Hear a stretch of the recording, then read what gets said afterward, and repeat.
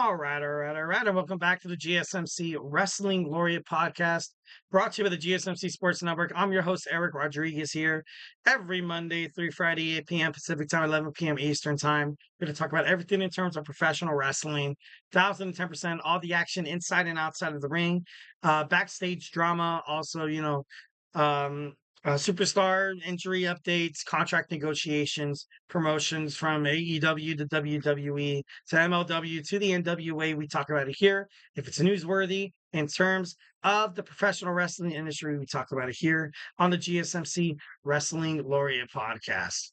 All right, so without further ado, we're going to talk about some Triple Mania 32. So yeah, let's go and dig on and into it. Should be pretty awesome. All right, so we're going to talk about Triple Mania XXX11.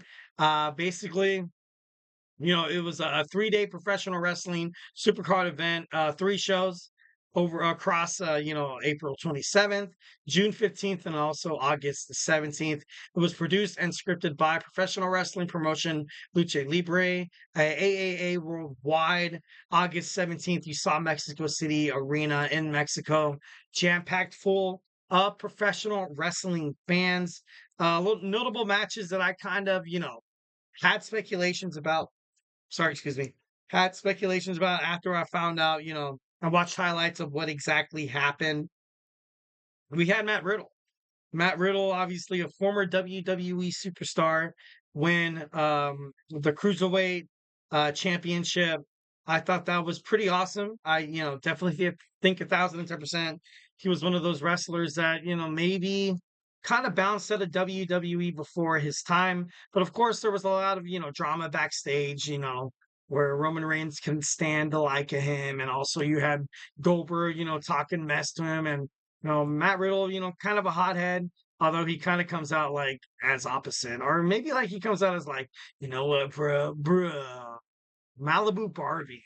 My wife always used to call him Malibu Barbie. I don't know why. Maybe it was the sandals where you jump up, kick him off, and then bang, like you would see Pyro hit the stage. Thought that was pretty badass, 1,010%. And I even, I kind of think Matt Riddle's going to return to WWE eventually. Maybe perhaps, NXT, TNA would be huge. AEW would be kind of a curveball. Kind of a curveball here. I'm not too sure if he would debut in AEW right now. He is kind of predominantly wrestling on the MLW Major League Wrestling. So, but then again, like in terms of wrestling, I feel like the more and more wrestling collaborates, the more and more you can get the best superstars. And I feel like that's exactly what WWE wanted to accomplish. You had a super show and about a month ago with the debut of Stephanie McCure in WWE. And, of course, you had the Rey Mysterio drama with Dominic Mysterio and stuff like that. But overall, it was a way to kind of introduce wrestling fans in Latin America that we're coming to you guys. We're going to come to you guys more often than not. And, why not? Especially with you getting a lot of that positive publicity. You're getting a chance to meet a lot of new different fan bases. And you also have a chance to see a lot of Latino American professional wrestlers kind of go out there, so to speak, to quote unquote find the next Rey Mysterio. That's obviously the, kind of the breakdown in terms of that. So 1,010% that could definitely be, that is on the list of WWE. It's been confirmed that they want to start pitching ideas. They want to start having shows in Latin America to kind of, and they're gonna use UFC.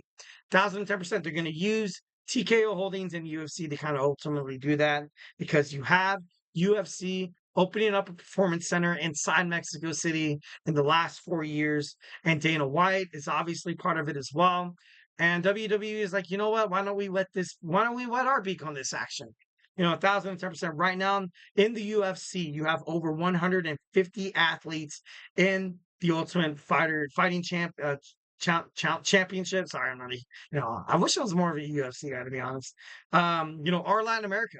Our Latin American, 20% are from 20% of the population of MMA fighters. 66 are from Spanish speaking countries. So that could range from like anything in terms of Latin America, not just Mexico. So I think that's crazy. That's awesome. I feel like ultimately, like obviously the UFC and the WWE since their merger, I feel like they have the same goals here. I feel like 1,010% they have the same goals. I feel like WWE fans are trying to attract more, WWE fans to UFC, and I feel like UFC fans are trying to attract UFC fans to WWE a little bit more to kind of have ultimately this partnership kind of beneficial ever since they absorbed the WWE, and I feel like they've done a pretty damn good job. 1,010%, but the UFC is huge. The UFC is huge in terms of Latin America MMA fighters. Like these guys are dogs. These guys are crazy. Back in 2023, I think Brandon Moreno, I think it was, who won the heavyweight championship. And it was big. It was big because it was the first ever Latin American champion to represent the company. Ever since then, you've kind of had this huge wave of Latin American MMA superstars kind of make their way up to UFC and trying to make a name for themselves. 1,010%. They're out there, they're trying to kick some ass, dude. They're trying to be like, you know what, since we are part of a country that's southwest of the United States, doesn't necessarily mean that we don't have talent down here. Doesn't necessarily mean that we don't have the resources to train our superstars. So definitely 1,010% believe that UFC, WWE, TKO definitely could get a lot of combatant sports going in Latin America and kind of own up to it. So that's pretty awesome. Next, we saw Santam Singh teaming up with Raj Dhesi, formerly known as Jinder Mahal, the modern day Maharaja, alongside with Jeff Jarrett and Karen Jarrett, winning the AAA World Tag Team Championships. I'm happy. I'm happy that you saw Jinder Mahal finally find a place for him as soon as his 90-day contract was up from WWE after he got released. And I just think it's fitting. I just think it's fitting 1,010%. You have Jinder Mahal come onto the scene. He's a leader. He's a leader. He is a heavyweight. He's a heavyweight facilitator in terms of matches and stuff like that. So 1,010% think this is a great move for all the professional wrestling. Santam Singh inside the AEW. This guy's dominant. You see him on Rampage and on Collision. So, with this kind of happening, now the question is, when are we going to see Raj Dhesi make his way to the AEW roster? When do you see, formerly known as Jinder Mahal, Raj Dhesi inside of, all of the wrestling, Ring of Honor, maybe New Japan Professional Wrestling, maybe the CMLL? Like, who all knows? But they came out, they won the TripleMania XXX AAA World Tag Team titles. So I thought that was pretty cool. Lastly, we have Alberto El Patron, formerly known as Alberto Del Rio, defeat the champion Nic Nemeth with JBL on the side. The moment JBL came out, I watched highlights and people were shocked. They're like, what the heck is going on? It's crazy. But with this new collaboration between the WWE NXT and also TNA Wrestling, for me, it's not such a big deal that you saw JBL go out there with Nic Nemeth, formerly known as Dolph Ziggler, inside the WWE. But I don't know. I just feel like it's just doesn't really make that much of a difference. I feel like 1,010% ultimately you're trying to bring the top talent to Mexico City to kind of get the fans all excited, to kind of get everybody in the crowd, to kind of inspire new combatant sports, if it's WWE or it's the UFC, people training to be an MMA fighter, people training to be a WWE superstar. It's all the same. You're trying to aspire to be something that you dreamed of your whole entire life. Imagine how many kids were in the crowd.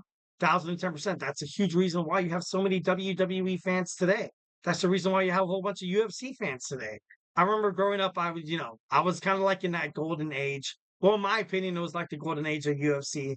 You kind of had Forrest Griffin, you had Matt Hughes, you also have you had Anderson Silva, you saw oh god, you saw Brock Lesnar. It's and like these guys, BJ Penn, you Frank Mir, like you saw all these guys from that came from like the roots of Ken Shamrock. You saw all these guys that came from the roots of famous MMA fighters that fought before them, like Randy Couture. The Iceman Chuck Liddell was a little, he was a little seasoned when I first started watching him. Like he didn't give an F, man. I love the Iceman Chuck Liddell. Like he came out there, came out there with his dad bod, like walked out there. He's like, boom, like, and that's it. He walks out. He's like, all right, I guess I won. So I definitely thought that was, definitely got to respect, combatant sports. So I thought that was pretty interesting to see Alberto Del Rio or Alberto El Patron pick up the victory over Nic Nemeth after a low blow. Kind of crazy, but I don't know. Can this be hinting at any, possible WWE returns with Nick, with Matt, maybe with Alberto? It's still up in the air. It's still up in the air, and me personally, I like talking about it. I think it's pretty cool to kind of have that speculation and stuff like that. So, call me a wrestling dork, call me a wrestling fan, all you want. But hey, I dig this stuff. I love it. All right, we are on our fifth and final segment. Every Wednesday, I leave you guys with some Wednesdays, weekly wrestling news. I'm going to give you guys some of the top breaking news stories in terms of the professional wrestling industry. So do not go anywhere. I think I'm kind of losing my voice. I'm just kidding. No, actually, I might be. Uh, so if my voice goes out, maybe we'll end it a little early. But we have my man Emran's Soccer Podcast, the GSMC Soccer Podcast, coming up in about 33 minutes. So make sure you stay tuned for that. So, but until then, get ready to talk to me about some professional wrestling news. Obviously, we have some news in terms of wrestling. Hit it up in the chat. It's going to be dope. It's going to be awesome. So, hey, do not go anywhere.